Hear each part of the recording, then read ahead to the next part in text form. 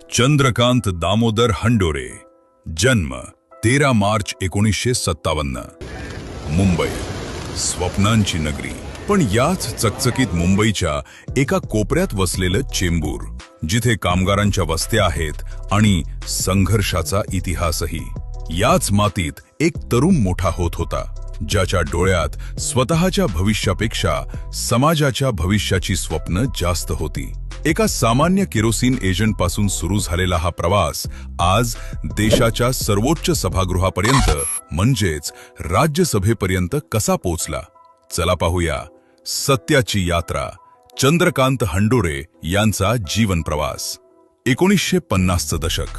सिद्धार्थ महाविद्यालयाच्या त्या ऐतिहासिक भिंती, जिथे डॉक्टर बाबासाहेब आंबेडकरांचे विचार अजूनही गुंजत होते, तिथेच चंद्रकांतजींचे विचार घडले.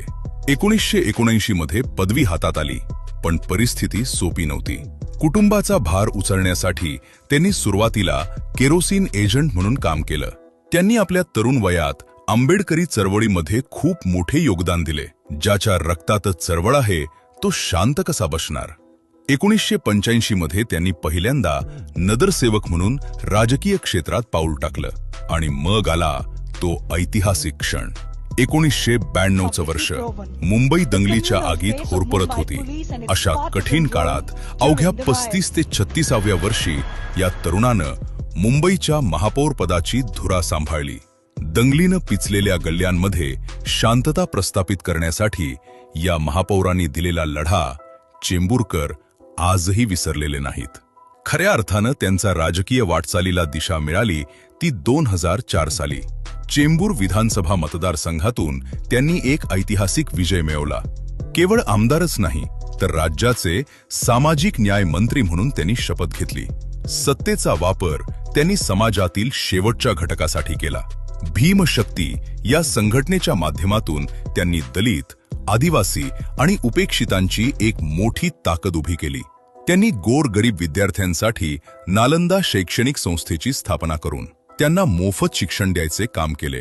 चेंबूरमधील झोपडपट्टी पुनर्वसन असो किंवा विद्यार्थ्यांच्या शिष्यवृत्तीचे प्रश्न, हंडोरे हे नाव न्याय या शब्दाचा समानार्थी शब्द बनलं. आज काळ बदललाय, पण तीच जिद्द आजही कायम आहे. 2021 मध्ये महाराष्ट्र प्रदेश काँग्रेसच्या कार्याध्यक्षपदाची जबाबदारी आणि आता 2024 मध्ये बिनविरोध झालेली राज्यसभा खासदारकी. हा केवळ एका पदाचा प्रवास नाही, तर ही आहे 40 वर्षांची अविश्रांत जनसेवा. आज जेव्हा ते संसदेत उभे राहतात, तेव्हा त्यांच्या मागे उभा असतो तो चेंबूरचा प्रत्येक सामान्य माणूस, ज्यानं त्यांना लहानाचं मोठं केलं. व्हिडिओ आवडला असेल तर व्हिडिओला लाईक, शेअर आणि चॅनलला सबस्क्राईब करा. भेटूयात नवीन भागात.